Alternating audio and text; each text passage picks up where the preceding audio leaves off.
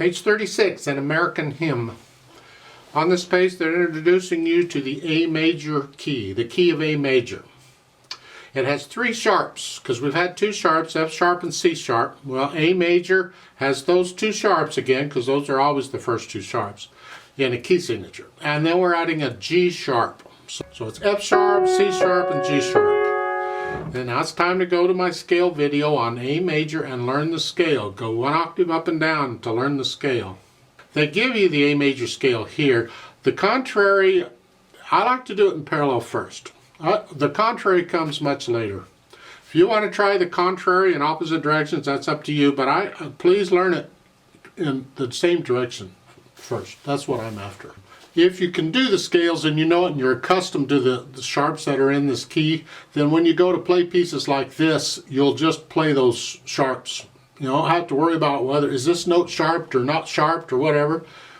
You're just playing that key. It really makes a huge difference in reading music, as long as there's not a lot of accidentals. That throws me. Otherwise, I'm just thinking I'm in A major, so I'm just going to play the notes in the key of A major.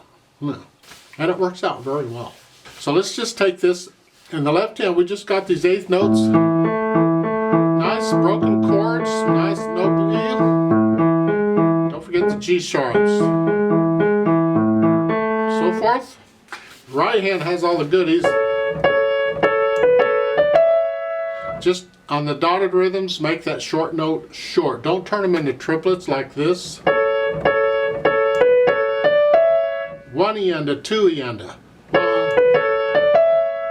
It's got to sound crisp. It's got to short notes. Top of page 37, that B is tied. You're just adding the E to it. So slowly.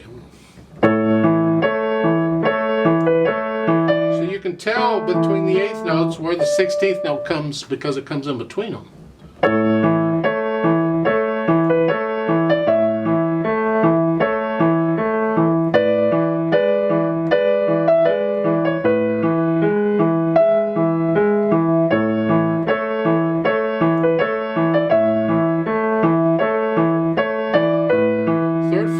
Second line on page 37. It's 2 and then 3. And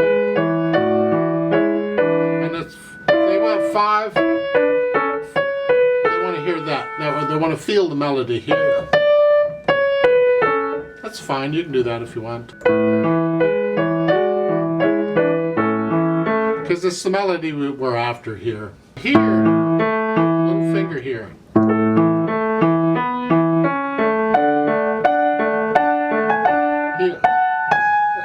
G sharp, and now the pattern in the left hand has changed. Now it's this.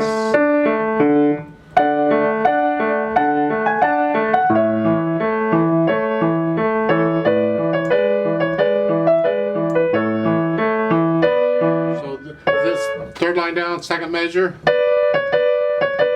So I'm rocking ba da da da. So that's tricky. You may have, right?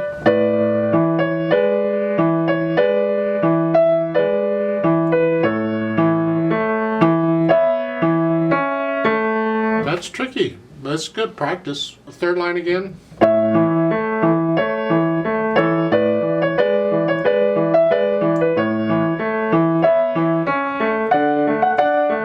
Now fourth line. See these not ever. No. Here.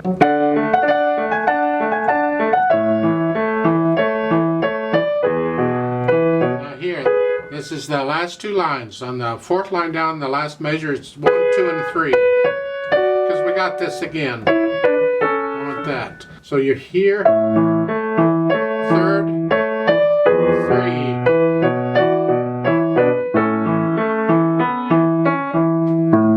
Now, last line, you're here. This is a stretch. You can, if you'd like, there's nothing wrong with it. Play that C sharp with the right hand. It's not doing anything. And you're here, just play it.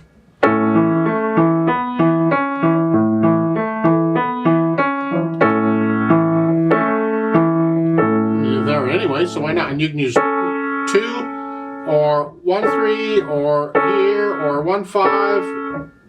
You pick a fingering that works for you on the right hand there. I mean, you're here for the beginning of the line, but then when you can use second finger if you want, or 1, whichever. Here, depends on how big your hands are and how fat your fingers are, and personal things. So you have to find a fingering that works for you. But try and play it all as connected as you can at first. Find a fingering that works for you where you can do that, if possible. I mean, this is not exactly piano music. This is more of a vocal music. They got words there, verses there if you want. But this is a nice arrangement, so we can do this. Now, as far as articulation goes, it's slurs in the right hand. Keep the left hand as connected as you can. So in the first line there on page 36, lift up some here, but not here. This is all connected.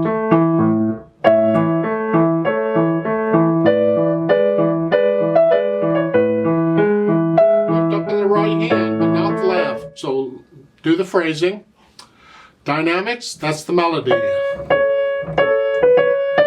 Go up to moderately soft, and back down to soft. They don't give you a crescendo in there, but you can put in another ba, ba, ba, ba, ba. And then back off. Then again, go. Now here you're staying up. Now come down at the end of the phrase, and then the second line on page 37, last measure, you go up to moderately loud, come down to about a moderately soft or so, and stay there. I suggest then on the fourth line you go back up to moderately loud, then come back down to moderately soft,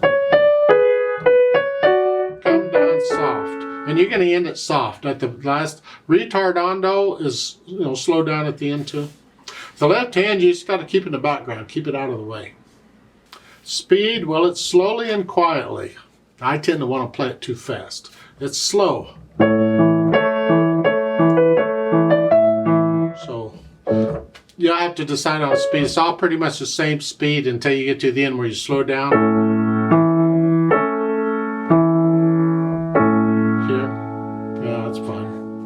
The song actually ended at the beginning of the last line on page 37 here. The song's over when the right hand quits. This other little bit is what we might call a coda or a tag. A lot of pieces, they'll give you an introduction and they'll give you a coda. This doesn't have an introduction. You could make one if you wanted. It's nice as people are going to sing. It's nice to give them an introduction first so they know when to come in, rather than having everybody try and start at the same time at the beginning. That's hard, So as far as, well, what introduction would you give them? Well, usually you pick at the end of a phrase. It's like top of page 37. Start with the second measure here.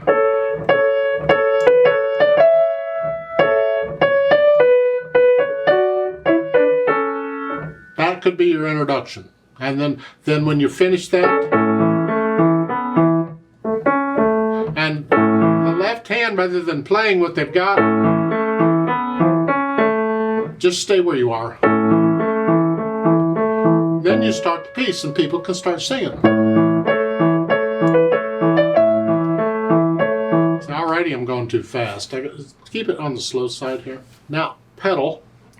Pedal is nice because it smooths it out and it adds the overtones. And it's kind of the mood of the piece.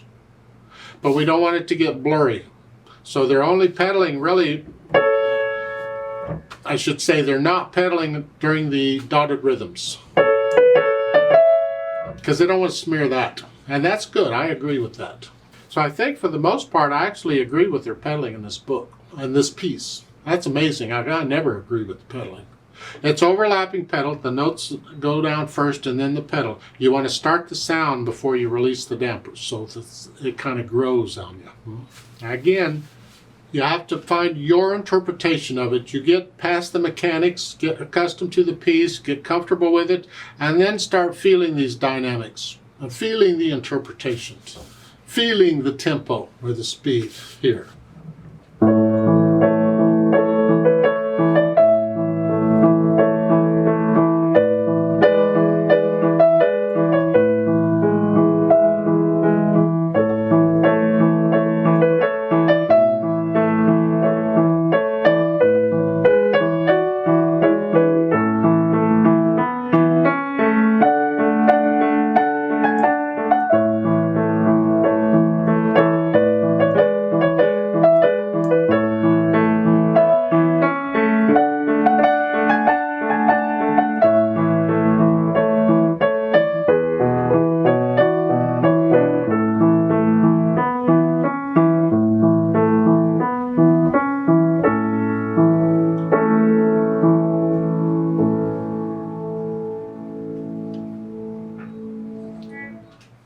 On page 37, look out here at the first line.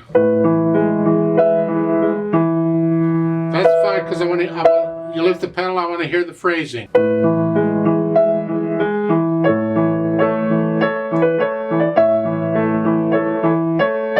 here, I like a little silence there.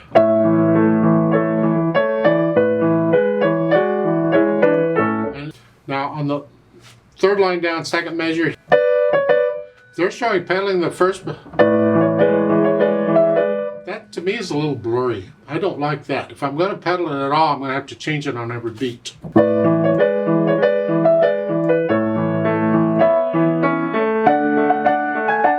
And the same thing in the fourth line. I'm going to probably change it on every beat.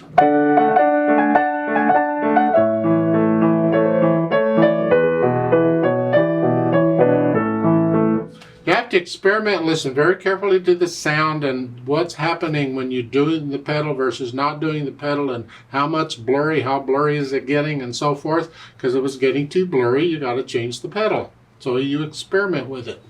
If you can, you leave the pedal out. So don't pedal unless you have to. But again, we like these overtones. It gives a